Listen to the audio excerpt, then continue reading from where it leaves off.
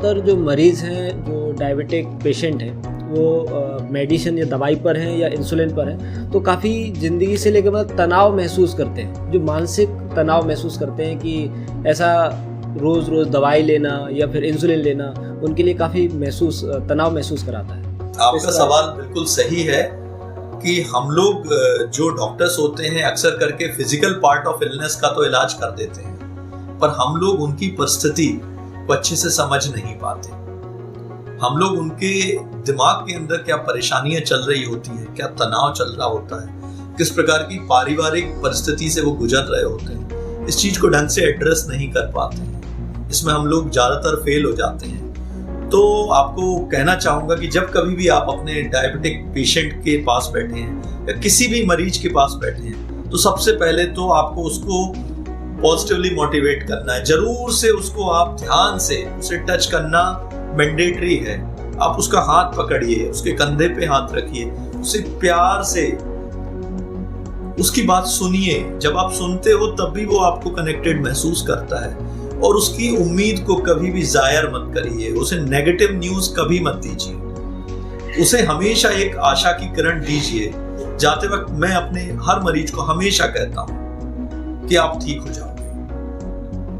मैं हमेशा आशावादी रहने की कोशिश करता हूं। मरीज कितनी भी गंभीर हो, हर बार मैं मरीज से कहता हूं कि बीमारी बहुत जटिल है, लेकिन ये परिवार के लोग जो आपको लेके आए हुए हैं, या आपकी पत्नी या आपके हस्बैंड या आपके पिताजी या फिर आपके बेटे, आपको जो लेके आए हुए ये और मैं आपके साथ खड़े हैं। हम लोग आपका हाथ पकड़कर चलेंगे और हम हर वो संभव मदद करेंगे जिससे आपकी जिंदगी आसान हो सकती है। तो साइकोलॉजिकल कंपोनेंट ऑफ इलनेस को हमें कभी भी नेग्लेक्ट नहीं करना है। इसी को हम कहते हैं कंपैशनेट केयर, कि केयर विद कंपैशन, करुणा के साथ केयर, करुणा के साथ केयर। जब आप मरीज से भावनात्मक लगाव बना पाते हैं तो मरीज आपकी दवा को, आपके इलाज को, आपकी सलाह को बहुत अच्छे से फॉलो करता है। और कई बार तो मैं ऐसा महसूस करता हूं कि यदि मैं कोई मल्टीविटामिन की दवाई भी मरीज को दे दूं तो मरीज ठीक हो जाता है। तो हम सब लोगों ने बहुत हद तक इस चीज को हम लोग भूल गए हैं। हम लोग मशीनरी ज्यादा बन गए हैं, हम लोग machine based, lab test based ज्यादा बन गए हैं। तो कभी भी दिस ह्यूमैनिटेरियन वैल्यूज को, करुणा को, दया को, मदद करने के भाव को, इंसानियत को आप भूलिए मत। जब भी मरीज आपके पास आए तो सबसे पहले आपको ये जानने की कोशिश करना है कि वो मेरा भाई है, वो मेरी बहन है, वो मेरे परिवार का हिस्सा है, वो मेरे देश का हिस्सा है।